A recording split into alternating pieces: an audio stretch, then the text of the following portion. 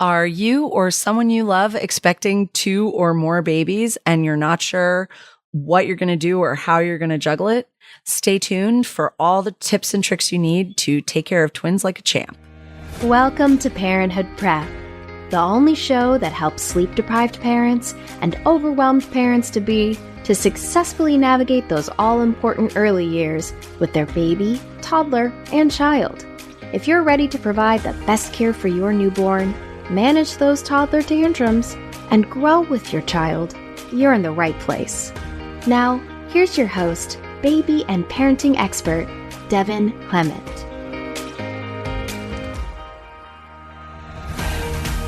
Hello and welcome back to the Parenthood Prep podcast. Today we're talking about one of my favorite topics, twins and multiples. So actually, when I started out as a babysitter, my very first ever babysitting clients when I was 10 years old, 11 years old, were twin babies. They were about 8 months and they were our neighbors. Their older sister was best friends with my sister, and I was over there all the time holding the babies and playing with the babies. And when they asked me if I would babysit for them, I don't think I've been happier in my life. That I've been chasing that high ever since, as they say. And the mom would go to take the older daughter to dance class. It was like she was gone for an hour. I would barely do anything. I don't think I had to change a diaper for the first 6 months I was watching them. I would basically just look at them and play with them and keep them alive. And that was all I had to do. And it was great. But, I kind of plunged into the deep end with that because then one baby just felt like a breeze. And then I did go on to babysit for that family for a long time. And I saw them through toddlerhood and preschool and all that. And it was just, for me, it was just normal. There's 2 of them. That's what you're doing. And so in some ways, when you're expecting twins and you have twins and they're your first, it's oh, this is just what we do. This is just how we do things. And of course, in other ways, it can be very intimidating and very scary to think about, one baby is scary enough. Now we're having 2. What the hell? So I want to talk about some tips and tricks, some things that I've learned over the years and that I've come up with. And I actually teach a class. I teach a workshop. So if you're a professional in the childcare field and you want me to go into more detail about this and you want to take my class, it's available through Newborn Care Solutions. It's called the Magical Octopus because one day I was with a twin client and I was caring for her 2 babies. And she said, "You're just like a magical octopus. I have all these arms and legs that I'm using to take care of them and do different things with them," which I'll also talk to you about. So twins, triplets, quadruplets. Let's talk about some of the pros because I think you get a lot of oh my God, twins, what are you going to do? Let's talk about some of the pros, some of the blessings of it. First of all, you get them on a routine so quickly. You have no choice with twins but to have a routine and a schedule that you're going to follow, whether it's super strict or a little more loosey-goosey. You are just going to be in that routine a lot sooner than somebody with one baby who might be struggling for months just to try to get them into some kind of routine and schedule. Also, you need help and you take it. So family members come out of the woodwork to help you. You might hire professional help. In the early part of my doula career, when I was first getting started doing overnight newborn care back in 2008, 2009, it was almost all twins. I hardly ever worked with people with a single baby unless there was some sort of issue, medical issue, or one of the parents was having some kind of health issue, because it was really only known that you could have help if something was wrong or something was extra intense like twins. So I took care of so many twins in the early part of my career. And now I just think it's so wonderful that people realize you can get support with just one baby. But people, with twins knew that they needed help. We had a daytime client way back in the beginning of the business. They had twins and they were pretty overwhelmed, as you can be.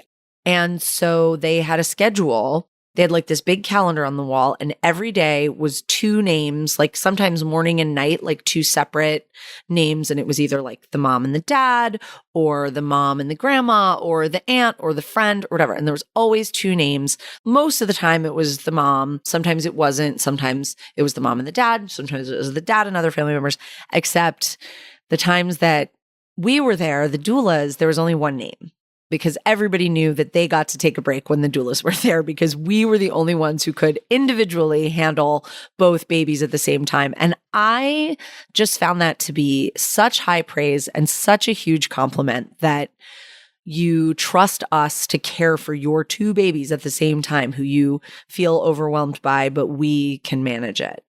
And we can. And part of the reason that we can is, of course, experience, tons and tons and tons of experience, but also it's our job. So, and I don't just mean like it's our job, so it's what we do. I mean, like when you go to work, you can handle certain things because you're there to do your job. I'm at your house taking care of your twins because that is my job to do while I am there. I am not trying to pay my bills, shower, answer phone calls, practically feed myself unless it's like a live-in, which I've done, and that's a whole other thing. I am only there to take care of these babies and work on their sleep and get them onto a schedule and get them from one feeding to the next. So when you're fully focused on it, it's a lot easier to do than when you're trying to take care of babies and also run your own life and do the things that you need to do. I do the things I need to do in my spare time. I'm not trying to do them while I'm taking care of your babies. So I can be very focused on this baby needs this baby needs that, whatever. One of the other blessings of twins is that, yes, it is so much harder in the beginning than just having one baby. But that's because having two kids is just always harder than having one. And the thing about twins is it's very front loaded. A mom said that to me when I was traveling, when I was like backpacking around the world when I was 26. I met this family from England who had 6-year-old twin boys that had also taken a year off to like backpack around the world. And they were doing so well. And we were talking about it because at that time I had been babysitting and nannying. I hadn't gotten into like doula work yet. But she said, the thing with twins is it's all very front loaded. So, the first 3 years, you're just like overwhelmed all the time. But then once they're in the same routine, they're in the same preschool, they're in the same activities, they're eating at the same time, roughly the same foods.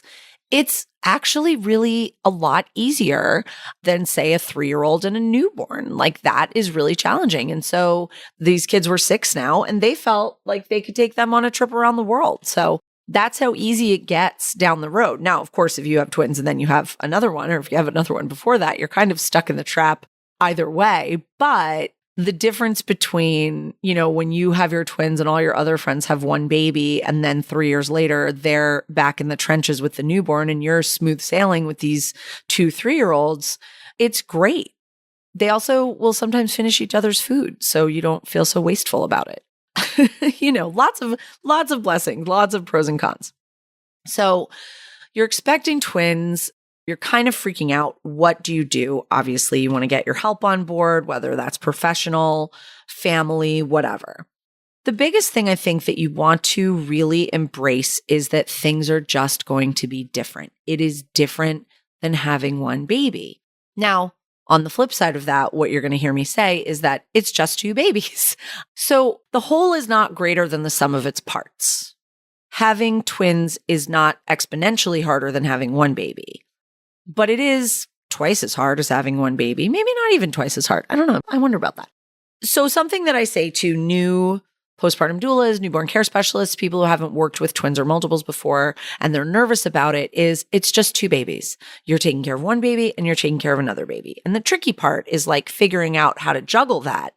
But at the end of the day, it's just 2 babies that you're taking care of. Twins is not this like mythical creature that's totally different from babies. Do you know what I mean? Does that make sense? But you have 2 babies. So the expectations are going to be a little bit different. Feeding is going to look different maybe than what you expected with one baby. And I'm going to go into that. Your setup is going to look different than what you expected with one baby. Your day is going to look different. It is going to be more challenging, I think, especially for the parents, because you want to be with your baby all the time. And when there's another baby demanding your attention and you want to be with that baby, it's just really hard to feel like you can be with both of them all the time. So again, it's going to look different. You're going to have to accept that sometimes other people are going to be helping you, whether that's your partner or your caregiver or your family members or your parents or whoever is going to be helping you with that. And sometimes you're going to be able to really focus on one baby. Sometimes you're going to be attending to the squeaky wheel, which is what I call whichever baby is demanding in that moment. It's also going to look different in positive ways. Twin babies, I mean, this is anecdotal. I'm sure there's research out there. They learn patience so much faster than first single babies because sometimes you're fussing in the bouncy chair, and when you're just one single baby, your mom runs right over. Oh my gosh, what's going on? When your sister's up on the changing table and mom can't walk away from her, you're going to have to learn to maybe like chill out and solve your own problems, or at least be patient for a few minutes while she finishes, getting your sister situated and somewhere safe so that she can attend to you.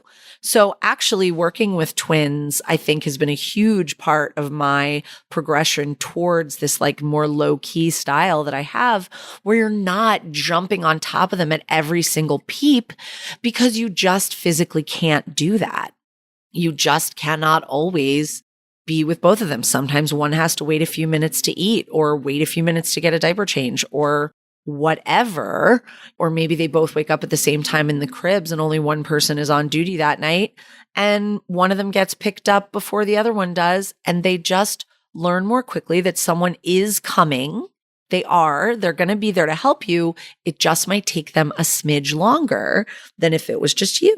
And I think that's tremendous. I think that's something the kids need to learn. Like, I wish every baby could be born like a third baby. I don't know how that would work mathematically.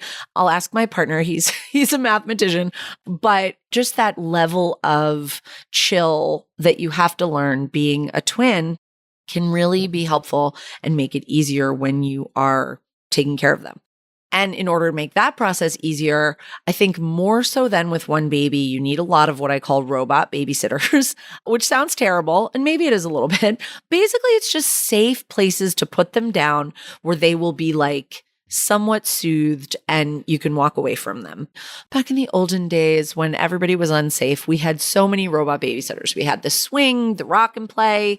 We had all these different places. But basically, I'm saying like not necessarily the crib or the bassinet. Of course, those are safe places to put them down, but a place where they are comfortable, a place where they maybe can get a little motion, a little comfortable seating position, like an incline seat if they're awake, just to have something where you can put them down while you attend to the other one, but they don't like start freaking out because they're not ready to be like laid flat on their back in the bassinet or on the floor. They do still sell baby swings, which is amazing. I love a swing. We're not supposed to let them sleep in the swings anymore, so be careful about that. But it is a great place to put the baby that just finished eating, or the baby that just got a diaper change or just got a burp or whatever. And we just want them to be a little bit comfortable while they wait. A bouncy chair is a great thing. Just something like that, and have them around. Even if it's like a little lounger, like a boppy pillow or that twin like W-shaped pillow, put it on the floor versus like on the couch, so we're not worried about them falling off. You don't want to leave them alone like on the bed and walk away or something like that. But if they're in it on the floor and you're, in the general vicinity, keeping an eye to make sure they're safe, have something that's comfortable for them to do that. So lots of places to put them down. My favorite place to do that is actually on your lap. So I can hold, feed, burp, all that stuff with two babies at once because of my magical octopus technique. And I know this can be really hard, especially if you've given birth, but once they're a little bit older and you're feeling a little more physically with it, or you have other caregivers helping you out, you can suggest this. And I sit cross-legged, like crisscross applesauce on the floor or on the bed. And I use my lap as like a cradle for one of the babies. And then, I hold the other baby in my arms, and I'll take a picture of this so that you can see it, but you can have the baby on your arm. The arm is holding the bottle for the baby in your lap, and then your other arm is holding the bottle for the baby that's on top of you. And you're feeding them both at the same time while being held, and they're both really like cozy and comfortable. You can certainly feed them in the pillow or like in the chairs or something like that, and they might like that. But especially when they're tiny, it can be a little bit more difficult, I think, to get them really comfortable in those positions. And so I like to have them really close and hold them. Then, the first baby maybe is ready for a break. you take them and burp them while the other one's in your lap, and maybe you bounce your leg up and down a little bit. If they're getting a little bit fussy, then you're burping, then maybe you're switching that baby to your lap and picking up the other one for a burp. And now you're like burping one and holding the bottle for the other. Like, it's very easy when everything is close by and within arm's reach. I'm also going to have like maybe a bobby pillow close by or somewhere I can just put them down for a minute, while I switch things around or while I, do whatever. So keeping everything, like if you're managing them by yourself, keeping everything close by and easy. If I'm doing it, say I'm like on a guest bed or something like that, where it's like a queen size or a king size bed, I'll have my changing station right there on the bed with me. I'll have like kind of everything going on really close at hand so that I don't have to put those babies down and like walk away if I don't think they're going to be into it. Because one of the frustrating things about twins is that sometimes you have that baby like so close to back to sleep, and then the other one starts fussing and you're like, damn it, if I could just have 5 more minutes to really get you settled, I could put you down in the bassinet, but now your sister's crying and I have to go get her. I don't know why I keep blaming the sister for being the one who's crying. I think I've had a lot of twin girls recently, so it's kind of top of mind, but oh, your brother's crying. I can't quite finish you off. There's been a very small handful of times I've had to like get the parents to help me on an overnight shift. Maybe this was the only real time. Maybe there's been like twice, but I have a very distinct memory. I took care of these twins for the first however many months of their life, and they had been early, so they were small. So I was with them for a long time. I got really close to the family. I loved them. I was there like 5 nights a week. And one night, their timing was just slightly off, and I had one like on the bed next to me, like in a boppy, and I was trying to like get her situated. Maybe she was like done eating. Anyway, the thing is that I was trying to change the diaper on the one. The other one was fussy. She wouldn't just be settled, and they were going back and forth. And I was like, if I could just have 5 minutes to focus on one baby, everything would be so much easier. And I know that if I don't get that, I'm going to spend the next hour like bouncing back and forth between the two. So I took the baby that was changed and fed and everything, and I walked across the hall to the parents' room, and I kind of, woke them up gently. And I was like, could you just hold her for 5 minutes? That's all I need you to do. Just hold her and cuddle her and keep her settled for 5 minutes, and I will be right back. And they were like, oh my God, yes, absolutely. We'd love to do that. So the dad gets up, he's holding the baby. I walk across the hall. Obviously, I'd taken the other baby off the bed and put her in the crib for safekeeping while I was gone, got her changed, got her burped, got her re-swaddled and settled and calmed and basically, situated, set her down, went back across, got the other one, said, thank you very much, walked back and said, here we go. And we were all done. And it was so beautiful. So sometimes like, don't be afraid to say, I can't handle both of them right now. I know I want to be that like cool parent that can do it all, but like, even I, the professional who has done this a million zillion times and was getting paid to be there. So of course I felt guilty, like telling them, I'm so sorry, I can't do my job for the next 5 minutes. But they were actually really happy that I had like asked them for help. And who doesn't want to cuddle your baby in the middle of the night when you haven't seen them in a few hours because your caregiver's there? Like they loved it. Another thing that happened with that same family is I said to the mom one day, I was like, sometimes I just have to like, I get a little flustered and I have to just pause and take a breath and just take it one step at a time. And I was like almost embarrassed that I said that I sometimes get flustered. And she was so happy. She was like, oh my God, you get flustered too? That's amazing. Like I feel flustered and I feel so guilty. So just incredible. And like, be open about it. You will have your mom friends that have their one baby. That's great, but you should have twin mom friends too, who can also kind of share the extra difficulty of having 2 babies at the same time. Scheduling. Do we put the twins on the same schedule? I mean, every piece of advice you're going to read is going to say, yes, they must be on the same schedule around the clock or you're going to go insane. And I agree to a point, as always. Definitely in the beginning, the first 2 months, 3 months, if they were early, till they're, say, like 10 pounds or 12 pounds or so, 10 pounds, say, maybe even like 8 or 9 pounds. If they're like beyond, say, 8 weeks, 8 or 9, 10 pounds, I would keep them on the same schedule during the day, but I would start observing them at night. What's probably going to be recommended for you to do with them at night is when one baby wakes up, wake up the other one. Or if you're, of course, if you're feeding them like on a schedule, like the doctor said we have to wake them every 3 hours, then of course you're going to wake them both every 3 hours. But once we're out of that, where they can go as long as they need to go, we're going to be on the same schedule during the day, bookend scheduling that I talk about, where you set your morning and your bedtime and you have those as the bookends of your day, and you do like every 3 hours in between feedings. And then overnight with one baby, you would be letting that baby sleep as long as they want to sleep, and maybe even trying to stretch them. But with twins, you don't want to let one baby wake up at, say, midnight, and then you're like, okay, you're fed, you're changed, you're back to sleep. Now I'm going to go back to sleep. And then the other baby's up at 1:15 and you're like, damn it, I just closed my eyes. So what you're going to do is wake up that second baby so that they're eating at the same time and you're able to get a chunk of sleep in between. Absolutely, you should do this in the beginning. When you feel like they're ready to start stretching, and you may notice this happening before you even decide to do it on purpose, if you're always waking up the same baby, if baby A is waking up at that 4-hour mark and baby B, you're always kind of dragging them out of sleep to feed them for that feed, that baby wants to sleep longer. That baby could be doing a much longer stretch. And I figured this out, again, many, many years ago at the beginning of my doula career. We had these twin boy and girl, cutest family, like just, oh my God, I just love all my clients. They're all so wonderful. And we were always waking the girl overnight, and they had been preemies and they'd spent time in the NICU. But at this point they were older. They were maybe 8 weeks adjusted, or they were huge. And the boy always woke up first, and we always woke up the girl. And the boy, I started feeding him, and he like spit up, and I had to change his clothes, and I had to change his diaper. And by this point, it had been like an hour from the start of the feed.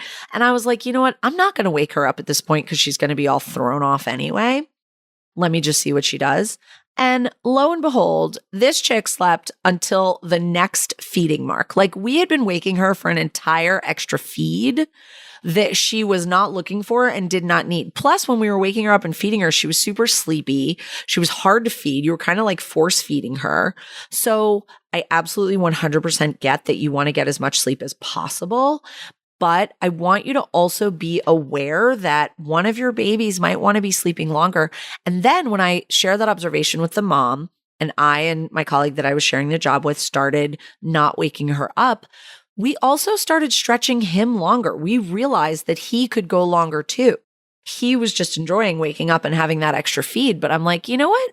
What if instead of waking up the second one when the first one wakes up, what if we hold the first one off until the second one is ready to eat? And she was even smaller than he was. She was just a champ.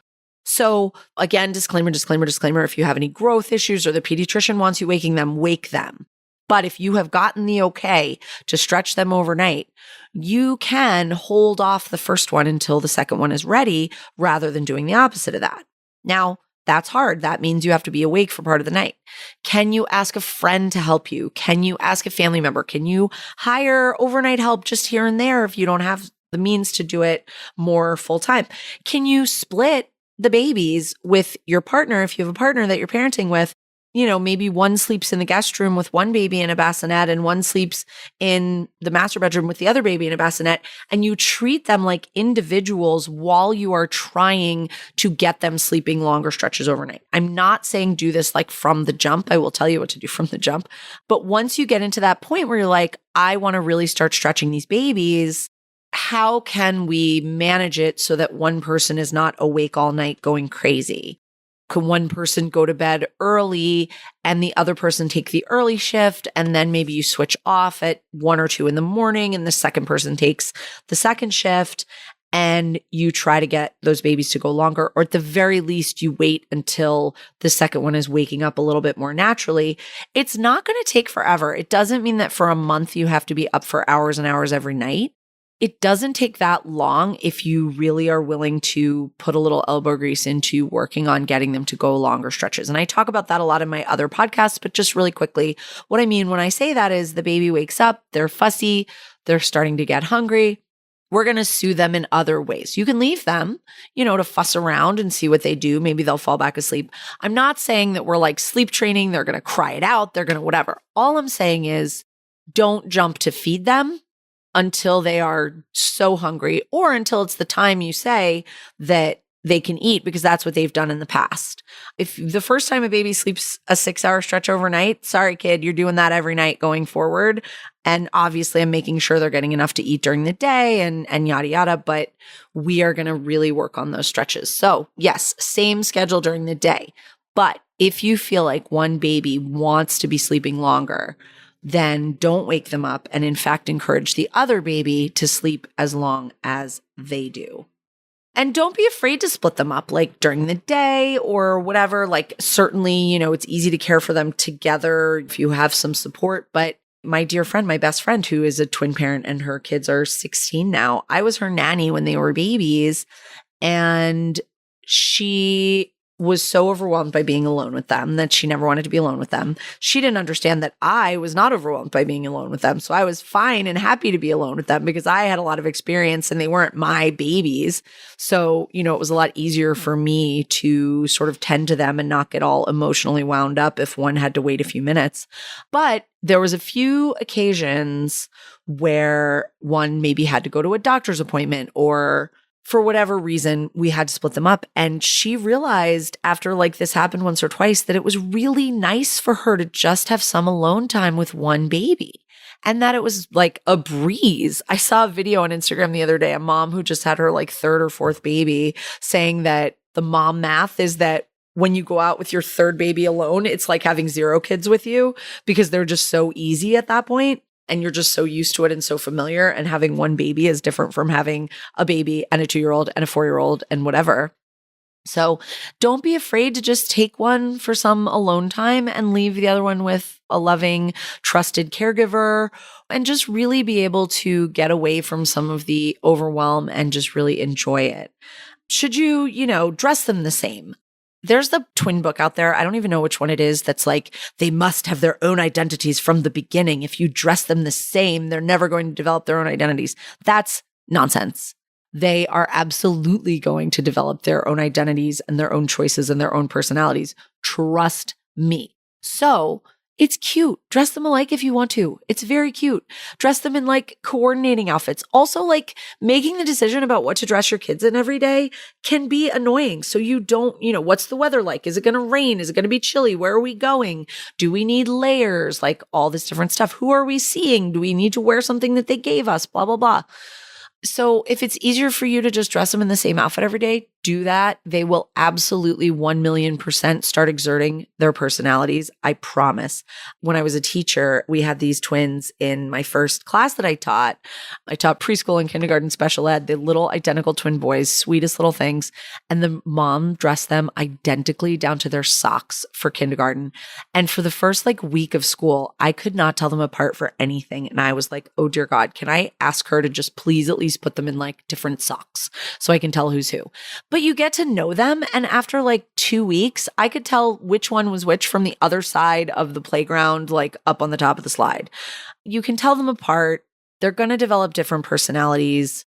They were out of the special ed program after that. So I think she did put them in separate classes so they could kind of develop their own interests and friends and stuff like that. But don't worry that dressing your babies identically is going to cause them to not have their own personalities. I was actually just talking to a friend about this and she was like, oh, there was this funny video of these 2 Australian women who are twins who were wearing matching scrubs. So I can only imagine they work together at a hospital, but they were speaking in unison. Anyway, so I was telling her about that. And she's like, I knew twins in college who dressed the same every day and they lived together and they did all this different stuff. And I was like, well, that's a little weird.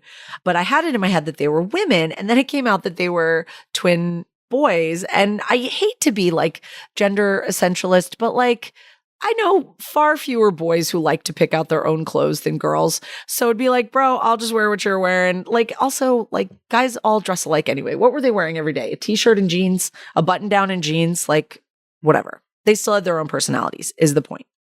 My cousin has twin boy and girl and they live in the South and she dresses them in these little coordinating bubble rompers and one is very girly and one's a little more boyish and they're always in these super cute fabrics and it's just the cutest thing. Feeding with twins can look very different than feeding with one baby, especially if you're nursing. body feeding, breastfeeding, nursing. It's going to be tougher in the beginning, probably. I know a couple of twin moms who have come out of birth just like breastfeeding like a champ from the beginning. Honestly, even then, there's still a little bit of supplementing, pumping, whatever. A lot of times twins are smaller when they're born because they're a little earlier or they just didn't have as much room to grow. Smaller, earlier babies, even just a couple of weeks, generally will struggle a little bit more to be efficient at the breast. So you may want to nurse one at a time and the other one gets a supplement. Or if you're pumping, following the advice of your lactation consultant, et cetera, just be aware that it's going to look different. And even though people call it the triple feed, I call it the 3-ring circus where you're nursing, pumping, and then giving the bottle. That can change and that can get a lot better. And you will find a routine that feels good to you. And it will likely be a combination of body feeding and bottle feeding. And that's totally fine. That's great. That gives you so much flexibility. Just, don't be afraid to hand off some of that responsibility to someone else. Obviously nobody else can pump for you, but maybe it's washing the pump and washing the bottles and getting the bottles ready. Maybe it's doing the bottle feeds while you do the nursing feeds. Maybe you want to do both. And so you're like, no, I'm just fully focused on feeding the babies. Somebody else has to make me lunch. Whatever you want to do, just be aware that it's going to look a little different. Another one of my favorite twin stories is I had a client several years ago now who started out, really wanted to nurse and was doing formula supplementing in the beginning. Then she was able to eliminate the formula and she was giving them pumped milk as a supplement. So they were somewhat nursing, somewhat doing pumped milk. I was doing overnights. So we were doing pumped milk feeds overnights. And one day she had been doing better with nursing during the day. They had nursed all day. And I got there for my overnight shift and she said, okay, tonight I don't want to pump at all. I want to just nurse all the feeds. So bring them to me when it's feeding time and I'll nurse them. And I was like, okay, that sounds good. So for the first feed, she nursed both. It was fine, whatever. I took them back, yada, yada. Second feed, I think she nursed both. And then for the third feed, say it was the 10 p.m., the 1 a.m., whatever. After that second feed, she was like, you know what? This may have been a little overly ambitious. I'm going to pump and you can just give the bottle for the next feed because I need to sleep. And it takes too long to nurse 2 babies in the middle of the night for every single feed. And it's easier for me to pump. So things can change day to day. They can even change hour to hour. And it is your prerogative as the person who is making that food for those babies that you can do whatever you want. Feeding is going to look different.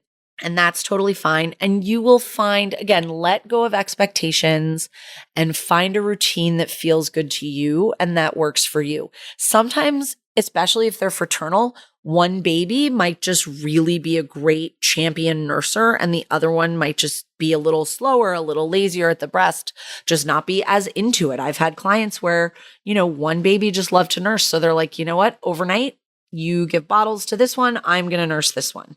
That's totally fine too.